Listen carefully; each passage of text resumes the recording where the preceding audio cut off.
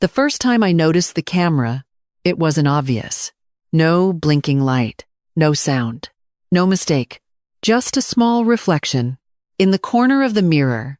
At first, I thought it was nothing, a trick of light, a coincidence, but something about it stayed. You know that feeling? When your brain tells you to ignore something, but your body refuses? That was the beginning. Have you ever felt like you were being watched but couldn't prove it? If yes, comment number 1 below. I read all of them. I didn't touch it. Not immediately.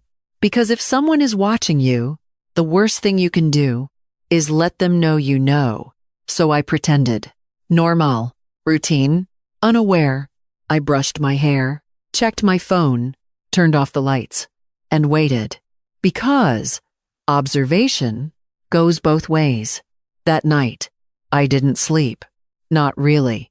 I listened to the silence, to the air, to something that didn't belong. At 3:02 a.m., my phone lit up. Unknown notification. No app, no sound, just a single file. No title, no sender. That was the first layer. Because things don't appear without intention. I opened it. Of course I did. Curiosity is stronger than fear. What I saw didn't make sense. It was my room. Same angle, same lighting, same everything. But the timestamp was from tomorrow. I felt something cold run through my spine. Because now, this wasn't surveillance. This was prediction. Or worse, control. In the video, I walked into the room, sat on the bed, looked directly at the mirror, at the camera, and smiled. But I wasn't smiling. Not like that. That was the second layer, because that version of me knew something I didn't. I paused the video, replayed it, frame by frame, searching for anything, and then I saw it. A shadow, behind me, not clear, not defined, but there, watching, waiting, closer than it should be. That was the third layer, because I knew I had been alone. At least, I thought I had. I stood up slowly, turned around. Nothing. Of course, because whatever this was, it wasn't simple. It never is. I looked back at the screen, and that's when everything changed. The video updated. Without me touching it. The timestamp shifted. Now, it matched the current time. And the version of me in the video stopped moving, turned, and looked directly at me. Through the screen, through reality. And then, she spoke. Don't turn around. I froze. Completely. Because fear isn't loud. It's paralyzing, slow, precise. And she wasn't guessing. She knew exactly what I was about to do. That was the fourth layer. Because this wasn't recording. This was interaction. My breathing slowed. Not by choice. By instinct. Because survival requires stillness. What is this? I whispered.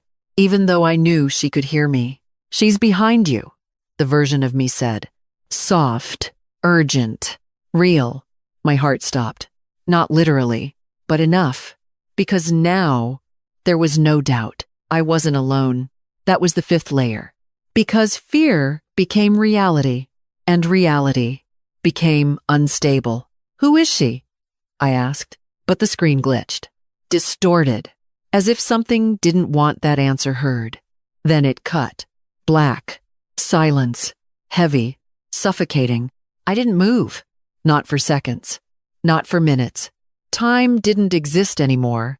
Only awareness. And then I heard it. Breathing. Not mine. Close. Too close. Right behind me.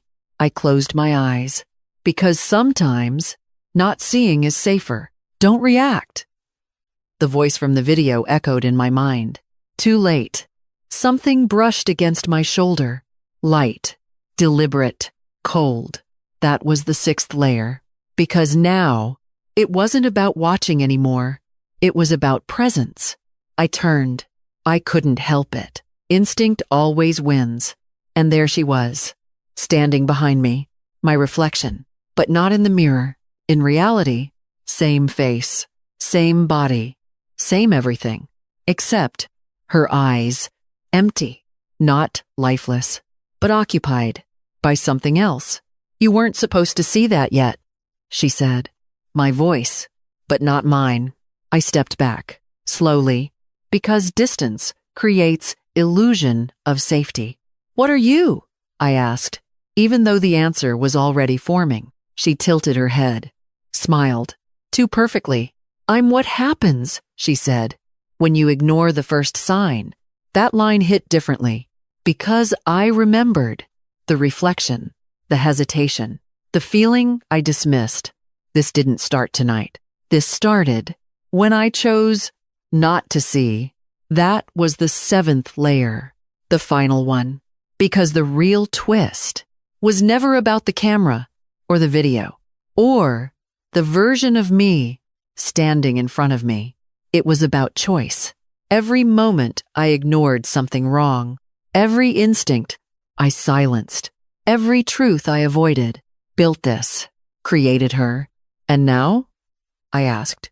Because there's always a now. She stepped closer, close enough to erase distance, close enough to feel inevitable. Now, she said softly, I take over.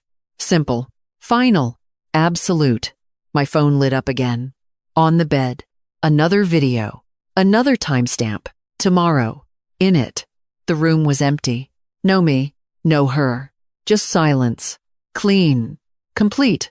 Erased. And as everything around me started to blur, as my thoughts became less mine, as her smile became the only thing that felt real, I understood something terrifying. This wasn't something that happened to me. This was something I allowed.